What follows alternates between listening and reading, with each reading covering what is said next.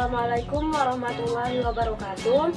Nama saya Meria Safitri dari kelas 11 IPA 2, alamat Pasir Keranji. Hobi saya membaca. Di sini saya akan menjelaskan tentang struktur sel. Sel, apa sih sel itu? Sel merupakan unit struktur terkecil makhluk hidup. Sel terbagi menjadi dua, yaitu uniseluler dan multiseluler. Uniseluler berarti memiliki satu sel. Contohnya itu amoeba dan paramecium. Yang kedua itu multiseluler, memiliki banyak sel. Contohnya tumbuhan dan hewan. Sel berdasarkan membran inti terbagi menjadi dua, yaitu prokariotik dan eukariotik. Prokariotik tidak memiliki membran inti. Contohnya itu seperti bakteri dan archaeobacteria. Yang kedua eukariotik memiliki membran inti seperti viri dan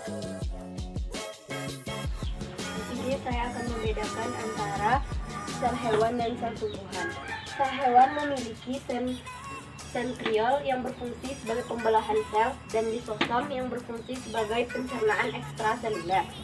Sedangkan di sel tumbuhan memiliki kloroplas yang berfungsi sebagai fotosintesis, vakuola menyimpan cadangan makanan, dan dinding sel yang memberi pembentuk tetap.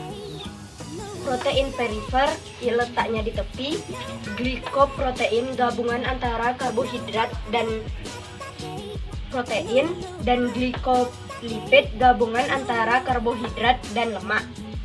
Fungsinya itu sebagai reseptor, mengatur keluar masuknya zat, dan sebagai pelindung. Yang kedua itu nukleus, itu membran inti, nukleoplasma yang di tengah ini nukleus. Fungsinya itu mengatur metabolisme, menyimpan materi genetik, dan mengatur aktivitas sel. Yaitu sitoplasma cair yang berfungsi sebagai tempat terjadinya reaksi kimia.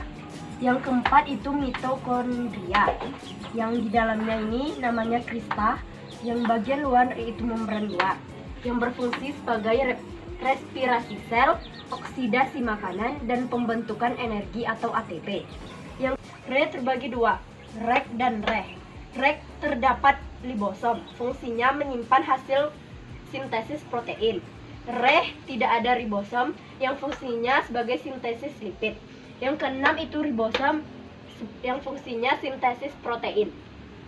Yang ketujuh badan Golgi, fungsinya sebagai organ sekresi, membentuk lisosom, membentuk dinding sel. Yang kedelapan lisosom, fungsi pencernaan intraseluler.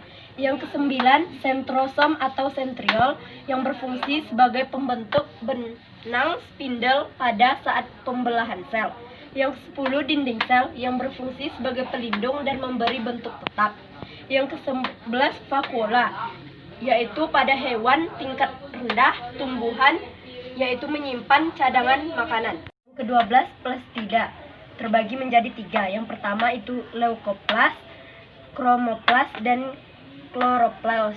Yang pertama itu leukoplas, itu pigmennya putih atau tidak berwarna. Terbagi menjadi tiga, amiloplas, eleoplas, dan proteoplas. Yang kedua itu kromoplas, pigmennya selain hijau terbagi menjadi phycoerythrin dan phycocyanin. Yang ketiga kloroplas, pigmennya berwarna hijau. Sekian penjelasan dari saya, semoga bermanfaat. Terima kasih. Assalamualaikum warahmatullahi wabarakatuh.